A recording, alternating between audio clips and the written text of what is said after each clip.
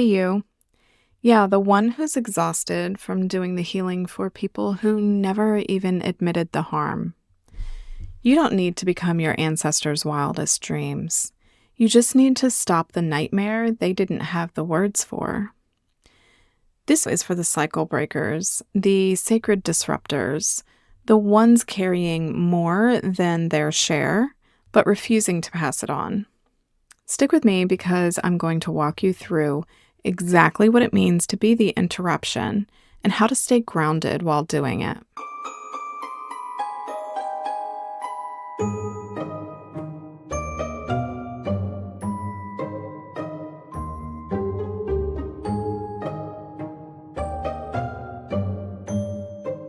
Hey, I'm Melanie, your witchy mother, energetic bulldozer of bullshit, and gentle guide for folks breaking free from high control religions, generational wounding, and spiritual guilt tripping disguised as healing. I help people reclaim their energy, rebuild their sovereignty, and unlearn the performance of safety so they can live wild, weird, and 100% aligned with their own damn truth. If that sounds like your kind of rebellion, make sure you stick around. Let's get one thing straight. You are not here to become some glittery vision of what your ancestors couldn't be. You're here to end the loop, to look at the mess and say, no, this stops with me. And it seems like there's this pressure in spiritual spaces to elevate the lineage, be the healer, be the legacy, be the proof that they didn't suffer for nothing. But they suffered because no one gave them a choice. You have a choice, and that is the breakthrough.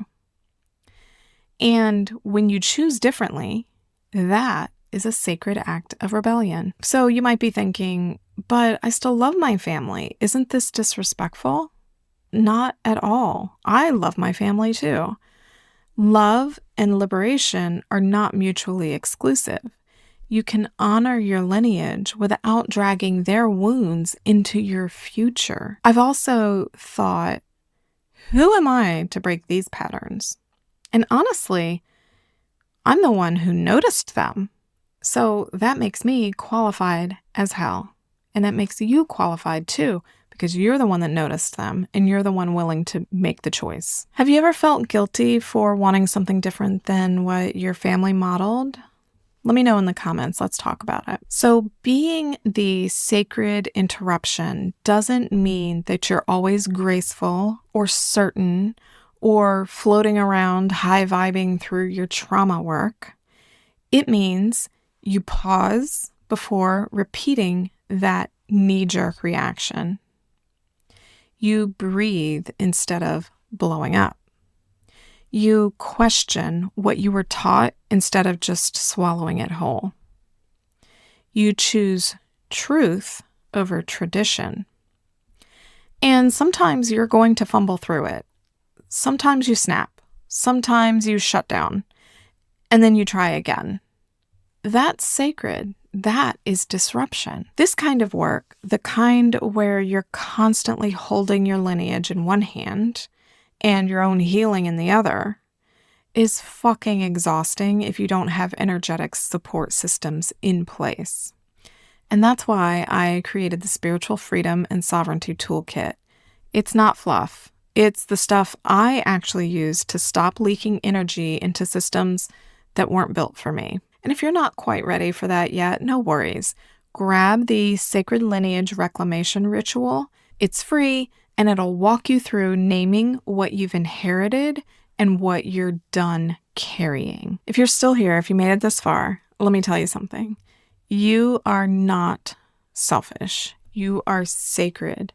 And every time you pause, every time you question, and every time you choose differently, you're not betraying your family. You're honoring what they never had the chance to change. If this landed, let me know in the comments, share it with another sacred interrupter, or head over to your witchy mother on Substack for this week's deep dive where I walked you through how to create rituals of reclamation that don't drain you.